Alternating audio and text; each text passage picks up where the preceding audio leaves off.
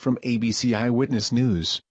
LA firefighters battling 3 to 4 acre brush fire in 11,000 block of Terra Vista Way in Lakeview Terrace.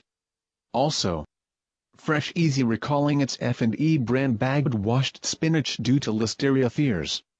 The recalled bags of spinach have the enjoy-by date of October 16 and were sold in Fresh Easy stores in California, Nevada, and Arizona. The products have the barcode 20,001,124.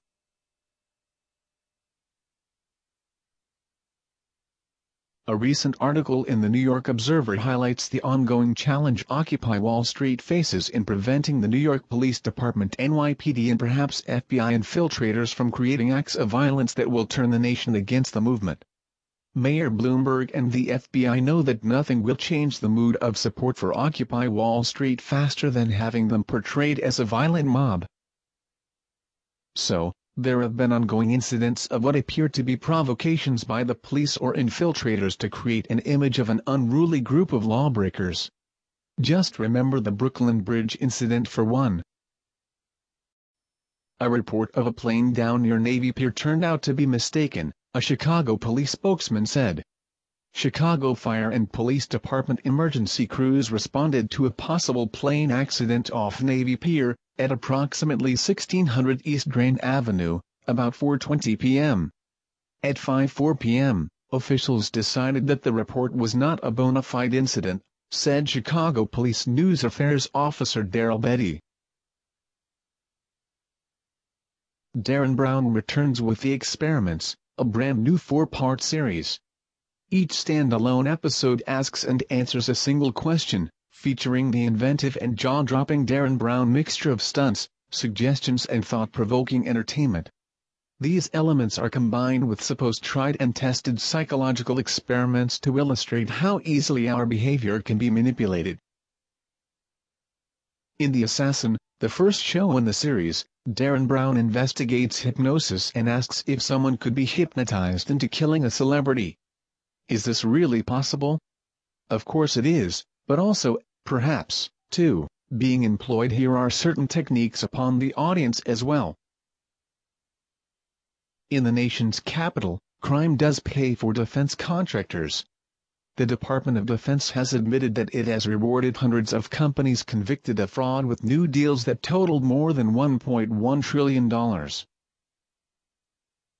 Senator Bernie Sanders of Vermont, who requested the information from the Pentagon, said, "The ugly truth is that virtually all of the major defense contractors in this country for years have been engaged in systemic fraudulent behavior, while receiving hundreds of billions of dollars of taxpayer money." Bill Clinton sought the advice of Steve Jobs on handling the Monica Lewinsky sex scandal in 1998 in a late-night phone conversation, according to a new biography of the late Apple co-founder. It could be the first official report of tsunami debris from Japan nearing Hawaii. A new report coming from a Russian ship has researchers changing their predictions. Since the March 11 earthquake and tsunami, researchers have been predicting it would take about 2 years for the debris from Japan to hit Hawaii's west-facing beaches. "We have a rough estimate of 5 to 20 million tons of debris coming from Japan," said computer programming researcher Jan Hafner. An average of 10 million tons of debris, the same amount released into the North Pacific Basin in 1 year, was dislodged and set adrift in 1 day. "Hawaii's just in the path," said Hafner.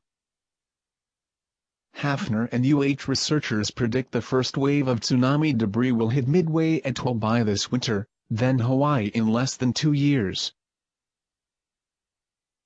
Atlanta Mayor Kasim Reed on Saturday issued a second ultimatum to Occupy Atlanta protesters who have camped out at a popular downtown park: leave or be arrested. Around 5 p.m., Reed was huddling with aides and Atlanta police inside a mobile communications unit near Woodruff Park, where Occupy Atlanta protesters have camped for several weeks, vowing not to leave the area. He was later seen leaving the mobile unit, but would not comment. Reed had extended an executive order this week, allowing Occupy Atlanta to remain in Woodruff Park until November 7. Franzen said the mayor did not address that extension, nor did he provide a specific time to vacate Saturday. Effective this Saturday afternoon from 3:40 p.m. until midnight CDT. Hail reported UP to 2 inches in diameter. Also forecast are possible thunderstorm wind gusts to 70 miles per hour. And dangerous lightning in these areas. Far southwest Arkansas, central and southeast Oklahoma, parts of north central and northeast Texas. Anonymous and anti-sec factions are said to have dumped files on the net Friday detailing data from the computer systems of multiple law enforcement agencies and a law enforcement vendor, including the International Association of Chiefs of Police, Boston Police Patrolmen's Association and the Baldwin County Sheriff's Office in Alabama. This mainstream article goes on to further galvanize some pseudo-fake relationship between Anonymous and the Occupy Wall Street movement by stating, the groups also took down law enforcement domains hosted together. The site's homepages were defaced and replaced with an anti-police rap video. The notice also says the attack is in support of the so-called 99 movement, a reference to the Occupy Wall Street protests spreading around the world. Russian officials have backed the idea of a rail tunnel linking Russia and the U.S. It would run under the Bering Strait for 65 miles, twice the length of the UK to France Channel Tunnel. The tunnel itself has been estimated to cost 10 to 12 billion and to take 10 to 15 years to build. While Bank Transfer Day, and the dump your bank sentiment that serves as its backdrop, has earned a lot of media coverage and promotional dollars among credit unions, are people really switching? The folks whose job it is to facilitate that move behind the scenes, who manage the so-called switch kits of electronic banking, say it's so. Mark Kennedy was a long-haired, tattoo-covered undercover police officer who had been living for 6 years as an environmental activist. But the covert agent with a long-term activist girlfriend was about to set in train a chain of events that would result in one of the most intriguing scandals in policing history. Virtually nothing was known about the secret of police units which, for 4 decades, had been surreptitiously disrupting the activities of political campaign groups. But, at the center of the latest controversy is a set of documents, obtained by The Guardian and the BBC's Newsnight, indicating that another police spy, Jim Boyling, who lived undercover among the environmental group Reclaim the Streets, concealed his identity in a criminal trial, giving false evidence under oath about his real name. Comcast appears to be in compliance with a Federal Communications Commission decision demanding the ISP stop throttling BitTorrent traffic, according to a new study.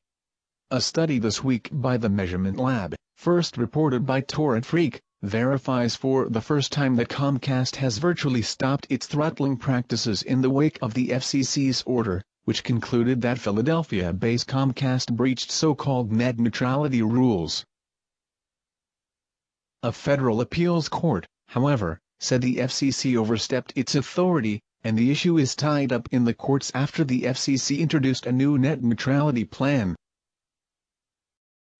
Protesters camped out in front of Oakland City Hall in support of the Occupy Wall Street movement showed no signs of going away Saturday despite warnings from city officials that they were breaking the law and should not stay there overnight. The city issued a letter a day earlier that threatened protesters with immediate arrest. But authorities did not forcibly clear the encampment after the 10 p.m. deadline.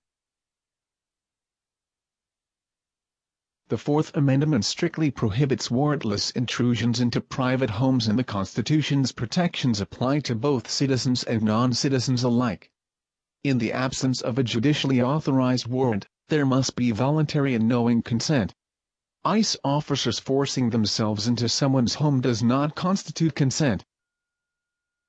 The ACLU and ACLU of Tennessee this week filed a lawsuit in federal court on behalf of 15 residents of the apartment complex who were subjected to this large-scale, warrantless raid by ICE agents and Metro Nashville police officers.